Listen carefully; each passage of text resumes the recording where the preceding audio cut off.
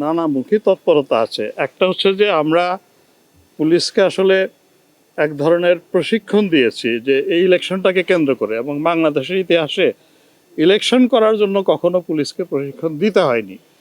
তো সেটা আমরা করেছি আমরা তাদেরকে, কারণ আপনি জানেন যে এর আগের 15 বছরে অনেক পুলিশ নতুনভাবে নিয়োগপ্রাপ্ত হয়েছেন এবং সবাই, এবং আগের 15 বছরে যে ইলেকশনগুলো ওনারা দেখেছেন সেগুলোর উপরে মানুষের কিন্তু আস্থা নাই। কাজেই সবার নির্বাচন সম্পর্কে, নির্বাচনে কিভাবে কাজ করতে হবে সবার কিন্তু স্বচ্ছ ধারণা ছিল না।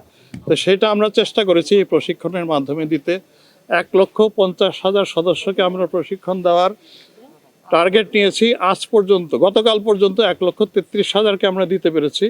আমি আশা করছি আগামী 20 তারিখের মধ্যে বাকি সবাইকে প্রশিক্ষণ দিয়ে সমাপ্ত করতে পারবো তাদের শিক্ষাটা। আমরা চেষ্টা করছি।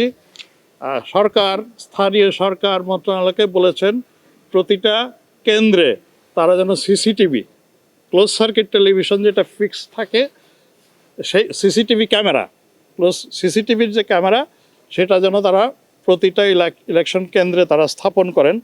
আমি যেটা শুনতে পেয়েছি যে সেটা তারা চেষ্টা করছেন, হয়তোবা হয়ে যাবে। এর অতিরিক্ত ইন অ্যাডিশন টু দ্যাট আমরা পুলিশের যেগুলো গুরুত্বপূর্ণ কেন্দ্র, ঝুঁকিপূর্ণ 8,000, এবং মধ্যম ধরনের ঝুঁকি যাদের আছে 16,000, এই 24,000-এর প্রত্যেকটাতেই আমরা পুলিশের কাছে বডি ক্যাম দেওয়ার একটা উদ্যোগ নিয়েছি। জেলার এসপি সাহেবরা স্ব